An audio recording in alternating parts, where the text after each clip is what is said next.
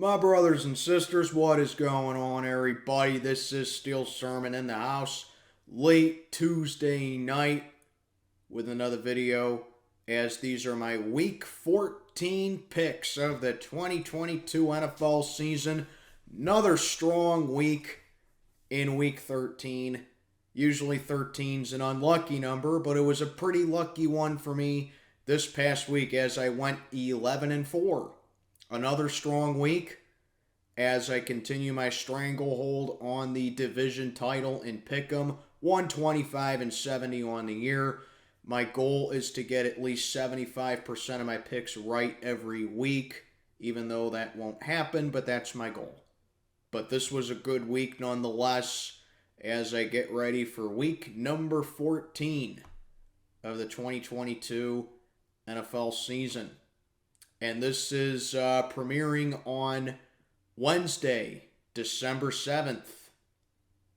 And my old-time subscribers, if you know the significance of December 7th, you would know that today, I'm 27 years old today. Yep, it's my birthday today. 27 years young as I just continue to get old. But, yeah, this is premiering on Wednesday as I'll dive right into my biggest winners and biggest losers for Week 13. Biggest winner. This one was a little bit of a tricky one here, but after much thought, as a Pittsburgh Steelers fan who hates to admit it, I'm going to give it to the Cincinnati Bengals. They're my biggest winner for Week 13. What they did against the Kansas City Chiefs was phenomenal. What they did was incredible. Locked down Patrick Mahomes. Limited him. Pressured him. Defense played outstanding in that game down the final phases despite being in a hole. And they did. It was kind of like it was pretty much a carbon cutout of last year's AFC Championship. The Bengals got as much offense as they needed. They were efficient with the ball. They used their depth. And the Chiefs, once again, had no answer for Jamar Chase. I think that Samaje Perine guy for the Bengals, he's not looking like a one-hit wonder. He's honestly looking like better than Joe Mixon at this point, to be honest. I think he should start to get more reps. But yeah, the Bengals are 8-4. They are tied with the Ravens record-wise, but they're still behind Baltimore due to tiebreaker in the AFC North. But yeah, Bengals, you better watch out for them in the AFC. They're 8-4 on the year, and Burrow is now 3-0 against Patrick Mahomes.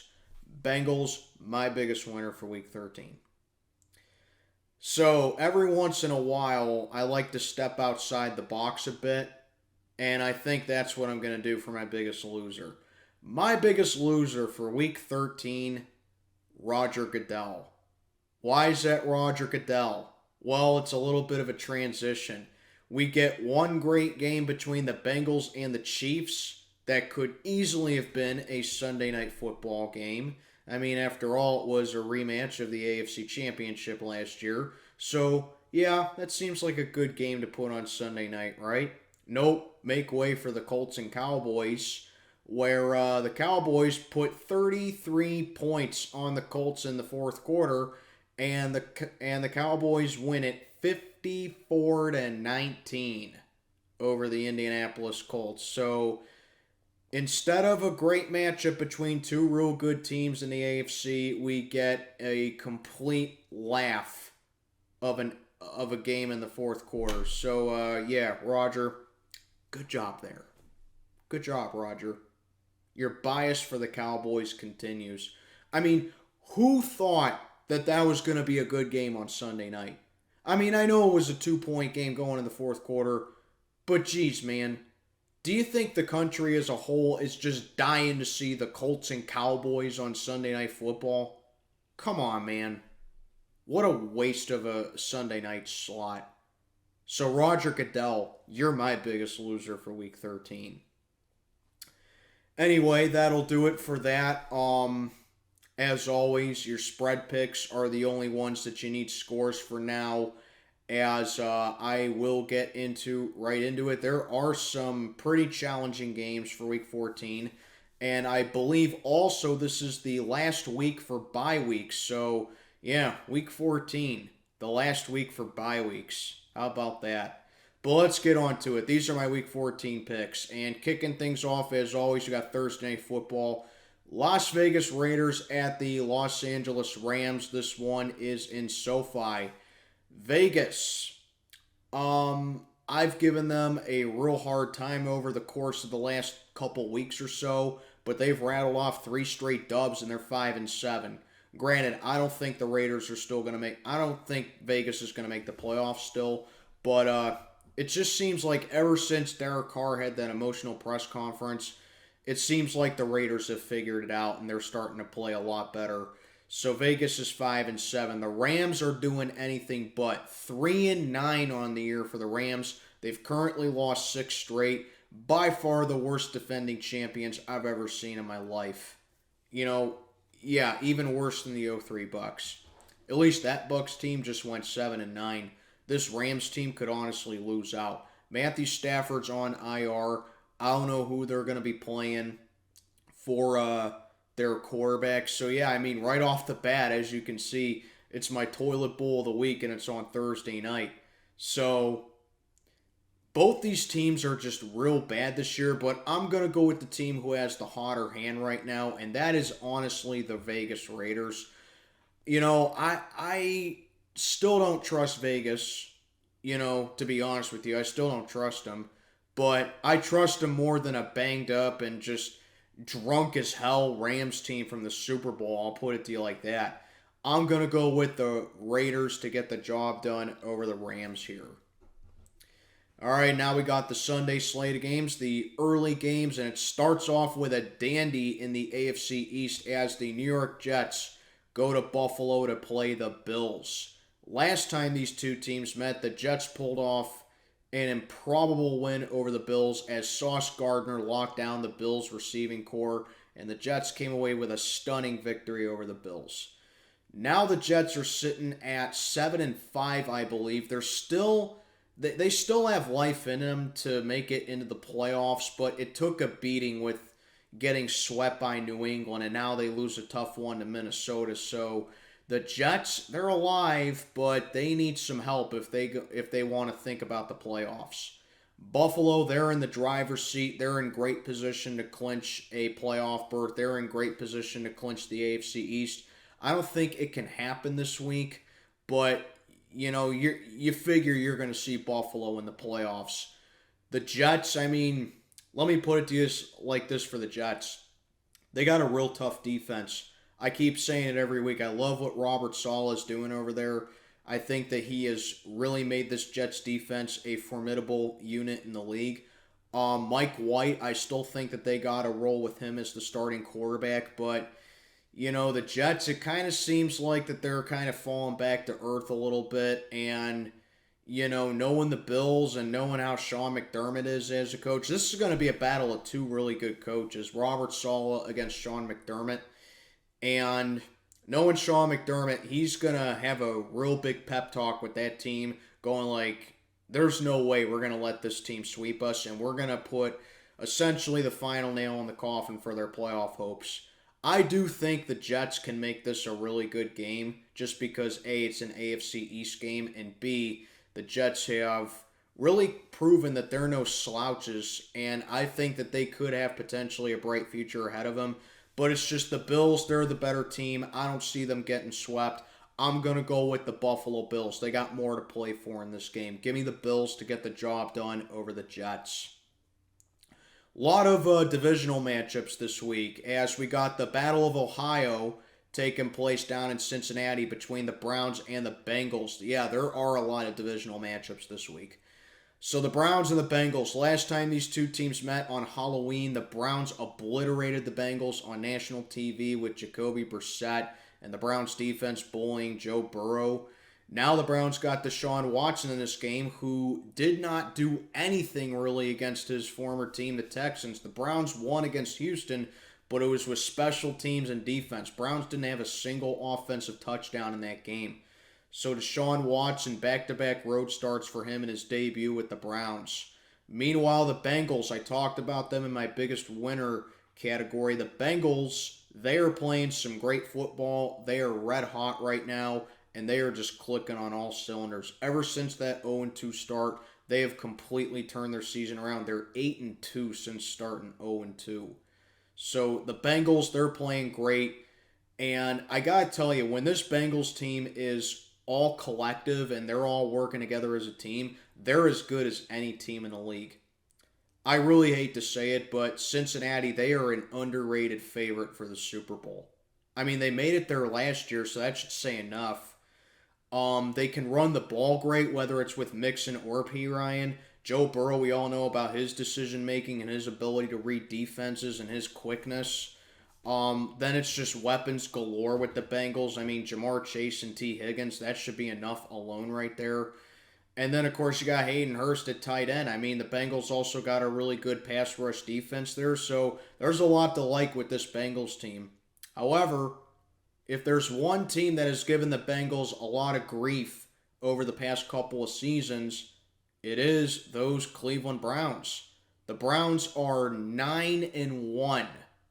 9-1 against the Bengals in their last 10 matchups. They've swept the Bengals the past couple seasons, and the Browns just seem to have the Bengals number. I think the biggest matchup to look forward to in this one is going to be Nick Chubb against the Bengals run defense here. That's an underrated aspect for this one. If the Browns can give Nick Chubb the bulk and Deshaun Watson can figure it out, I think the Browns are in good position to win this game, honestly. But I don't know, man. This was honestly a more difficult one to think about than you'd think. You know, the Browns just have the Bengals number. Joe Burrow doesn't seem to really do well against their defense, especially against Myles Garrett.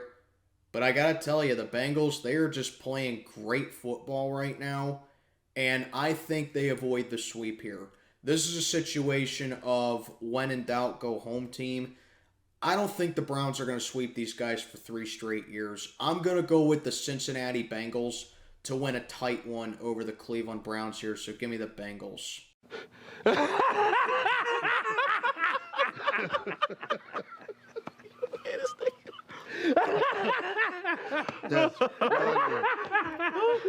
Yeah, I don't think I need to say much about that one.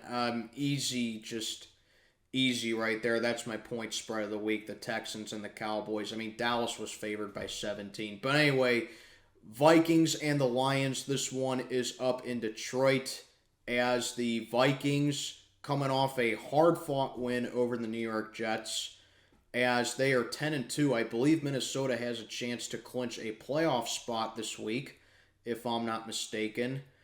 As the Lions, who started 1-6, have currently won 4 out of their last 5, and all of a sudden they're 5-7 as they blew the doors off of Jacksonville last week, 40-14. So this honestly, again, could be a really good matchup.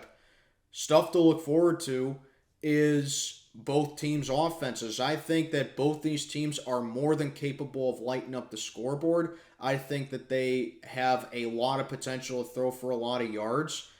And yeah, I mean, there's a lot to like for this game. If you like offense, this is your kind of game right here between the Vikings and the Lions. I think another really good matchup here, it's going to come down to the wide receivers. Justin Jefferson against Amon-Ra St. Brown. That could be a matchup of the season right there. 2 really good wide receivers going at it, looking to light each other's respective opponents' defenses up right there. The biggest deciding factor for me in this game, and I think it's so fitting that this game is even, honestly, that the line for this game is even, because, honestly, I could see this going either way. You know, but the deciding factor for me, it comes down to defense. Detroit has played very well on defense lately, but I just don't think that their defense is ready to be called improved just yet. And having to go up against the firepower that the Vikings have on offense, I think that that's the difference maker here. I want to say so badly Detroit pulls off the upset, but again, it's just that narrative with Jared Goff. Jared Goff, he's another one of those quarterbacks that never really does well against winning teams, and I think the Vikings are going to want to complete their quest. I mean, they win this game, they clinch a playoff spot. I don't know about clinching the North, but yeah, Minnesota, they're looking to go to the playoffs. I got the Vikings winning this one. I got Detroit making it a really good game, but I'm going to go with the Vikings on this one. Next, we got the Jacksonville Jaguars and the Tennessee Titans. This one is down in Nashville, as the Jags, as I said, just got blown the hell out by the Lions in Detroit, 40-14, as the Titans coming off getting routed in Philadelphia, 35-10. So what happened with the Titans? I gave them all the credit in the world for saying that they can go into Philly and pull off an upset over the Eagles because the Eagles can't stop the run and they got Derrick Henry in the backfield. So what happened? Derrick Henry was pretty much a non-factor there. They were going pass heavy in that game and they just got absolutely manhandled. This is why I don't buy Tennessee as a legit contender. For one thing, they play in a cupcake AFC South division. I mean, the second best team in that division are, in my opinion, probably the Jaguars, but they're still rebuilding. Indy isn't all that great, and Houston is just dreadful. So, really, who's the second best team in the AFC South? This is why I don't buy Tennessee as a legit contender. I really don't. And that's why when they go to the playoffs, because let's face it, okay, we know the Titans are going to go to the playoffs. We know they're going to win this division. Okay? That's a given. But when they go back to the playoffs, it's just going to be another exit for them. Plain and simple. I don't buy Tennessee as a legit contender. Jacksonville, on the other hand, like I said, I think that they're, quote, the second best team in this division. But still, Jacksonville has a long way to go. I don't think their defense is ready to be able to stop for Derrick Henry. And I think Derrick Henry has a rebound week this week. I'm going to go with the Tennessee Titans to get the job done over Houston here. I don't see Tennessee dropping two straight. I don't think that, that they're going to allow Jacksonville to go in their stadium and beat them, because the Titans have had the Jags number pretty much ever since Derrick Henry became a star in this league. I'm going to go with Tennessee to get the job done over Jacksonville here. Then we got, in my opinion, what is the best rivalry in the NFL. The best all-time rivalry. Yes, I said it. The best rivalry of all time in the NFL goes to the Philadelphia Eagles and the New York Giants. Why does it one-up that over the Bears and Packers? Well, unlike the Bears and Packers, the Eagles and Giants usually have seasons where both teams are really good. The Bears and Packers, it's always been one team is good and one team is bad. That's how it's pretty much always been. But the Eagles and Giants have met in the playoffs 4 times, and the postseason series is tied 2 apiece. And some of the most iconic and legendary moments in NFL history have come from this rivalry right here. It's bad-blooded, it's hot-headed, it's intense, full of hatred and animosity, and that's why I think it's the best rivalry of all time in the NFL. It's the Eagles and the Giants. Now, here's what I have to say about this game here. I think this matchup has lost some of its value, because if you would have asked me, like last month, if the Giants could beat the Eagles, I honestly would have said yes. Why is that? Because the Giants were playing tough on defense, and Philly had a lot of trouble with stopping the run, and Saquon Barkley has been my favorite for comeback player of the year all season. But it just seems like ever since that Seahawks game that the Giants had, granted, I was giving the Giants, a lot of slack, because they were traveling a lot. and they were on the road. They have barely been at home. So I was like, yeah, you know what? The Giants, they dropped that one to Seattle. They're playing well this year. I think the Giants are going to go into their bye week. They're going to get things straightened out, and they're going to have a strong second half. And I think that they can challenge Philly. Boy, have I been wrong so far. The Giants have only won one game since their bye week. They've lost two, and they've tied one.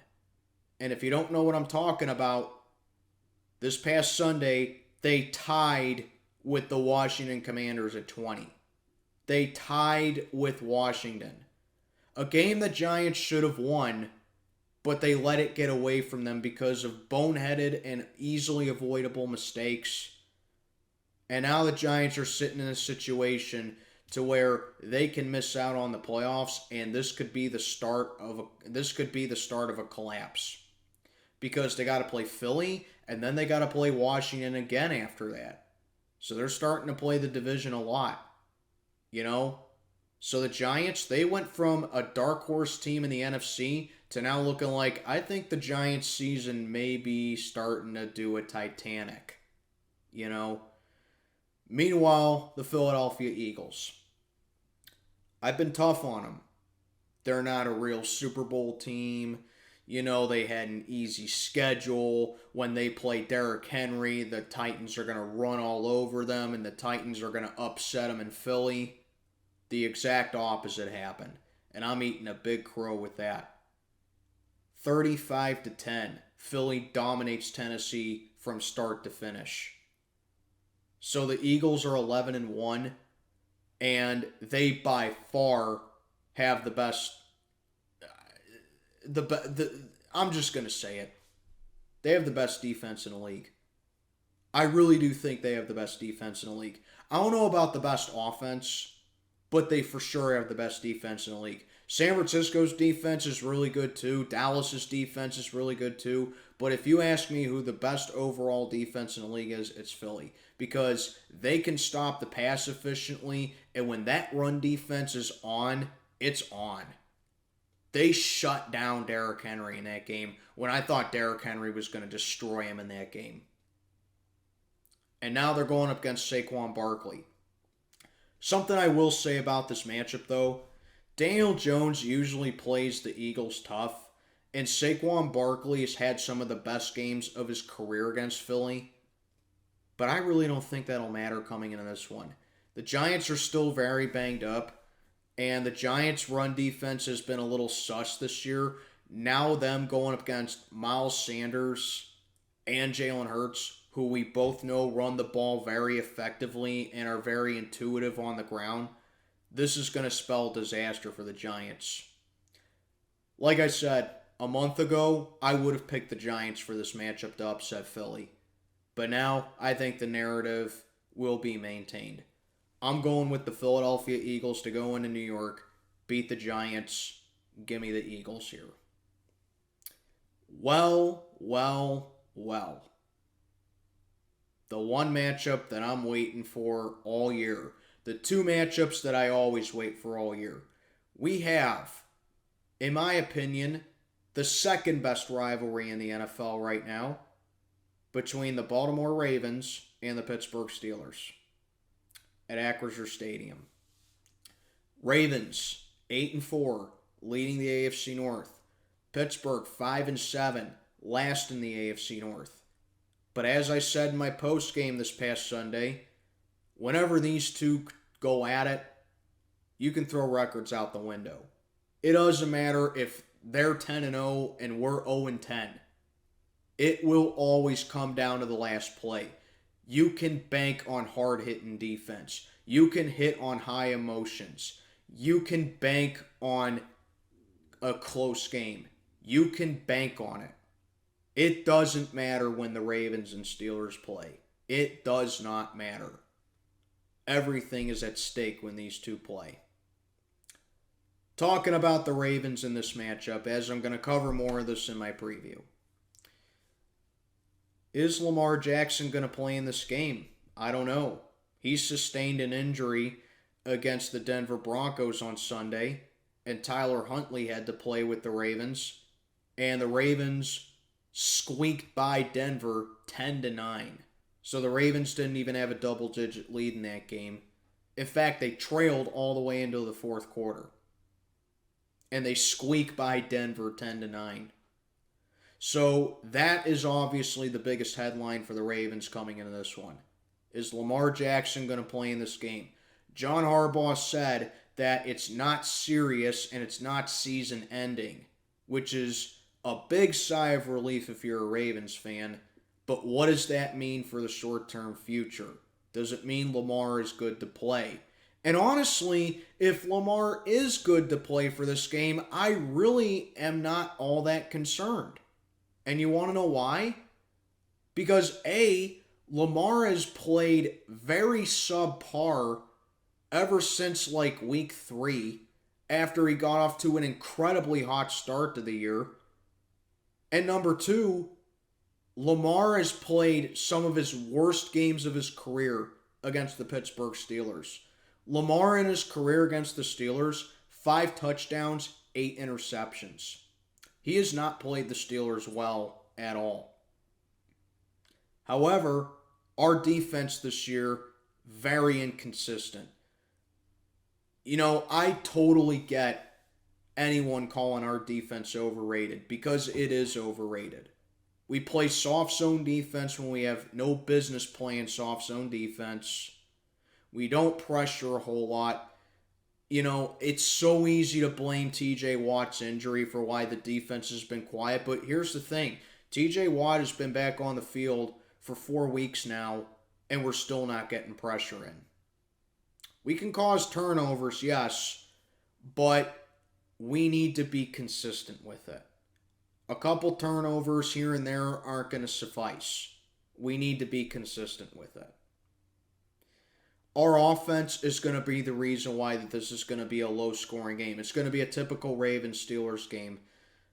You know, if you're looking for offense, this is the wrong way to do. This is the wrong game for it. If you're looking for defense, right up your alley. And that's one of the biggest reasons why I love this rivalry so much. It's because it is defense heavy. So I do expect our defense to show up in this one. I do expect Baltimore's defense to show up in this one just because I don't trust our offense at all. But I will say, you know, Najee Harris has played incredibly well over the past 3 weeks. He's turned in a really solid season. I think he's starting to turn it around. I think he's starting to get it. This is the Najee Harris that we all anticipated when we drafted him. Maybe he was just a late bloomer. Maybe he needed some motivation. I don't know. But Najee Harris is starting to get it together. And going up against Baltimore's rush defense, you know, it's going to be a chore. Ravens have a tough front, but you got to take into consideration they're a little banged up coming into this one. But I think where we really got to take advantage of Baltimore's defense comes in the air. Like I said, Atlanta had the 28th ranked passing defense in the league, and we couldn't take advantage of that. I think Kenny Pickett has to start taking chances in this one. I think that he has to start gunning it out a little bit here because the Ravens' pass defense has been incredibly suspect this year. So George Pickens, you know, he was visibly and rightfully frustrated on the sidelines. But I'm telling you, George, and I'm just going to say it, if you're that frustrated that you weren't being targeted and you weren't coming up with catches, I better not see you complain whenever you drop a pass and you're targeted. I better not see you complain about it. Because if that's why you were frustrated, then you better be able to make those kind of catches. And we know that you can. Look at that catch he had against the Browns. Look at a couple catches he had against the Bengals. But that's my case with George Pickens. He's frustrated, but now back it up. So overall, this is going to be a defensive-orientated game, just like it usually is between the two. Now, let me make one thing perfectly clear about the Steelers and Pick'em.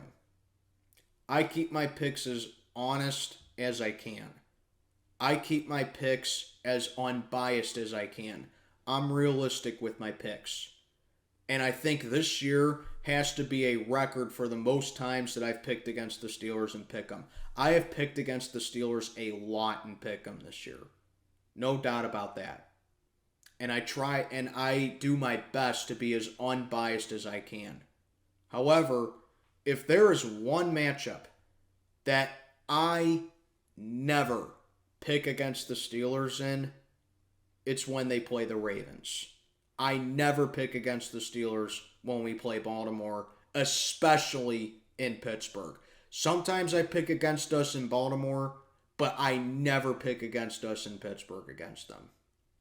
So if you think that I'm going to sit down here and pick the Pittsburgh Steelers to upset the Ravens, even though that we're in last place and they're in first place, and that we're just not a really good team this year, if you think that I'm going to pick the Pittsburgh Steelers to upset the Baltimore Ravens, you are absolutely correct. Upset of the week, baby. I don't care. Call me biased, call me a homer, call me delusional. I don't give a crap. Pittsburgh Steelers are going up against an undermanned Ravens team. They're going up against a battered, beaten, bruised Ravens team who may not have Lamar Jackson in this game. We have beaten the Ravens 4 times in a row. We have beaten them the last 2 times in Pittsburgh. And I think that now that Big Ben is not there anymore, Tomlin is going to prepare even harder for this matchup against the Ravens, because Tomlin always has some sort of a game plan against the Baltimore Ravens. So yes, guys, I'm going Yinzer on this one.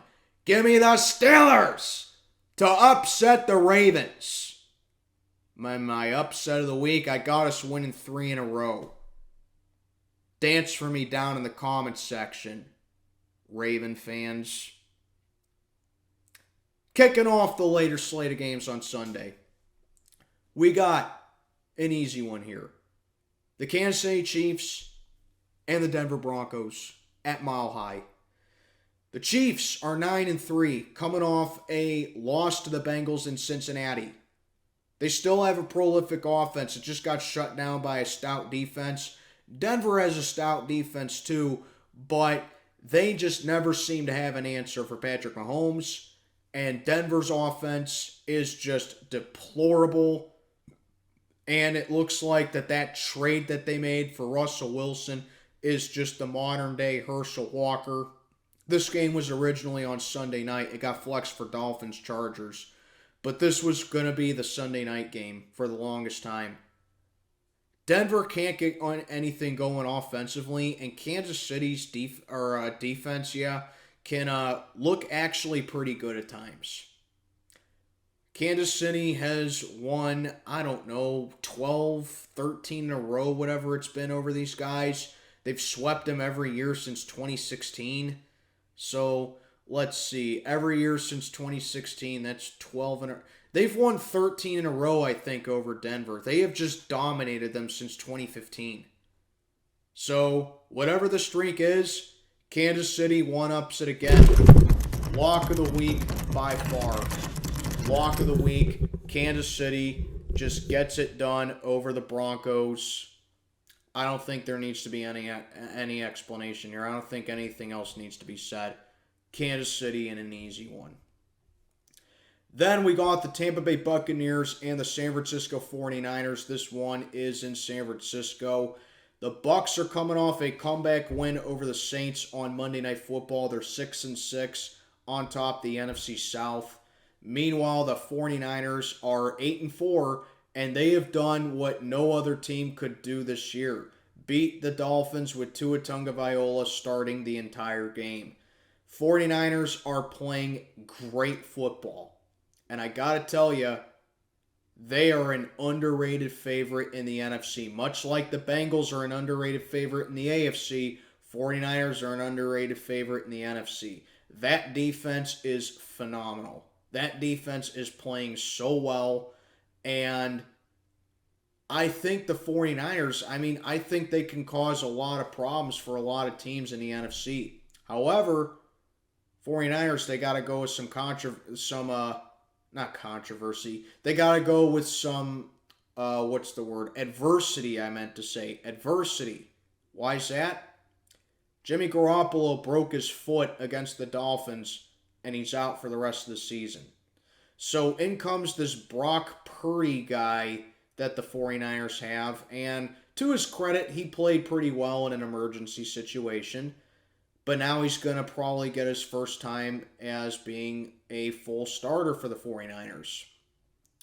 I heard Baker Mayfield got cut by the Panthers, so I think the 49ers, they should at least interview Baker Mayfield and see if he wants to come on over to San Francisco and play for them, because they are incredibly thin at quarterback right now. Trey Lance was done for the year at the beginning of the year when he tore his ACL, and now Jimmy Garoppolo broke his foot and he's done for the year. So I think in order for San Francisco to win this game, Brock Purdy has to be a game manager type of guy here, and CMC has to be given the bulk.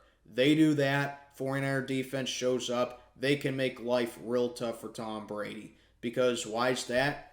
The Saints did what they usually do against Brady. Pressure him, get a pass rush going, and played strong man-to-man. Saints choked that game. Absolutely choked that game. I knew the second they left Tampa Bay over 2 minutes to drive down the field, I knew the Bucs were going to win that game. I knew it was going to happen. Saints choked big time. 49ers won't do that here. I'm going to go with the 49ers to get the job done over the Bucs. I don't trust Tampa Bay. Yes, it was a come-from-behind win, but I still don't trust the Bucs. I still maintain Brady should have retired. The Saints choked that game. New Orleans lost that game more than Tampa Bay won it. I'm just saying that right now. I'm going with the 49ers to get the job done over the Bucs in this one. Speaking of the Panthers, they are going up to Seattle to play the Seahawks this Sunday, as the Panthers believe coming off their bye week, and as I just said, Baker Mayfield just got cut by him, so I think they're going to probably go with P.J. Walker or Sam Darnold for the rest of the year. So Carolina, all that talk in the offseason about them getting Baker Mayfield, him potentially being a decent starter for them, now we're towards the end of the season and the Panthers cut him. So go figure right there. Baker was never the guy for him. I mean, could he be a decent backup in San Francisco? He probably could be, but only time will tell. Panthers are just not a good team. They got a little bit of a tough defense, but their offense is just so bulimic, man. And then they're going up against the Seahawks, who can score at will, and they're putting up a lot of points on the board, and they got the job done over the Rams. Geno Smith, fourth quarter comeback for him. Seahawks had a little bit of a difficult time against the Rams, but the Seahawks were able to come away and find a way to get the job done over them. Geno Smith played well. Run game was okay. Defense, to their credit, played well, but let's be honest, they were going up against a third stringer for the Rams. Now they're probably going to be going up against another third stringer here. I'm going to go with the Seattle Seahawks to get the job done over the Panthers here. I expect Seattle's defense to show up here. I expect that their offense is going to put up a lot against Carolina's defense here. I think Geno Smith has a big game. I think Kenneth Walker is going to run all over these guys. I'm going with the Seahawks to get the job done over Carolina. Sunday Night Football. This could be a good matchup here. Check your local listings as the Miami Dolphins head on out to LA to play the Chargers at SoFi. So, 2 primetime games this week for SoFi Stadium as the Dolphins and the Chargers go at it in LA. Miami is 8-4. Their winning streak is over, and for the first time this season, Tua Tagovailoa has lost a game in which he started the entire game. Meanwhile, the Chargers are coming off a loss to the Raiders in Vegas. So, I think this is going to, again, come down to who has the hotter hand on offense here. You take a look at both offenses, more than capable of putting up a lot of points. Miami, we all know the story with them. Tua has been a legit MVP candidate this year, even though he had a rough game in San Francisco. I still think he has to be included in the MVP talks. Tyreek Hill and Jalen Waddle, obviously great additions for them. Miami is just clicking on all cylinders with offense. Then you got to take a look at the Los Angeles Chargers. Justin Herbert, very Jekyll and Hyde. You know, he's capable of pulling off a fourth quarter comeback, but you can't trust him with a lead. I don't know how that makes any sense, but Justin Herbert, I say it every week, he just doesn't seem like a clutch quarterback. Austin Eckler's a really good player for him. Williams is a really good player for him. But health is a big issue for the Chargers as well. They've been banged up all year, and I don't know if they're 100% good to go for this one. And I think that that's something Miami's going to take advantage of. They have a little bit of a stingy defense to go along with it. So I think that Miami's defense can come up big here. So even though I expect this to be a shootout, maybe like a 31-28 type of game, I'm going to go with the Miami Dolphins to rebound from that loss to the 49ers and get the job done over the Chargers, because I think the Dolphins have an advantage in this one. They stay in California. They were in San Francisco. Now they just got to take a plane ride to Los Angeles, like a 2-hour plane ride to LA. I think Miami's at an advantage here. They stay in California while the Chargers are coming back to California. I'm going to go with the Dolphins to win this one. Give me Miami. And then wrapping up Week 14, we got Monday Night Football. I have no clue why this is a Monday Night Football game, but whatever. New England Patriots and the Arizona Cardinals. This one is down in the desert, as the Patriots are 6-6, coming off a home loss on Thursday Night Football to the Buffalo Bills. Once again, just can't beat the Bills.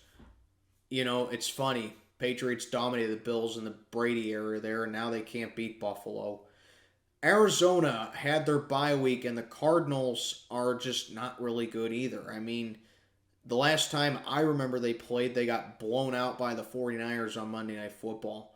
That might be the last time they played. I'm not entirely sure, but the Cardinals are just not a good team, plain and simple. So I think if the Cardinals are to have any chance in this game, it's that Kyler Murray needs to come back and he needs to just step it up here, because we know he's been distracted by Call of Duty, you know. So I think that's the main issue for the Cardinals right there. Kyler Murray just looks distracted. And while New England's offense is very stale as well, and their offense just doesn't seem to know how to put a ton of points on the board, the one thing for New England that they got going is that their defense is very strong. And I think if New England is to win this game, it's going to have to come down to defense once again. So I don't fully trust Mac Jones either. I think that he is just a game manager at best. But I'm going to go with the New England Patriots to get the job done over the Cardinals here. Bill Belichick does have a lot of history of winning in prime time, so I think that's the takeaway right there. I'm going to go New England to get the job done over the Cardinals here. That'll do it. My Week 14 picks of the 2022 NFL season. Let me know what you think down below. This is Steel Sermon checking on out for the night. May God be with you all.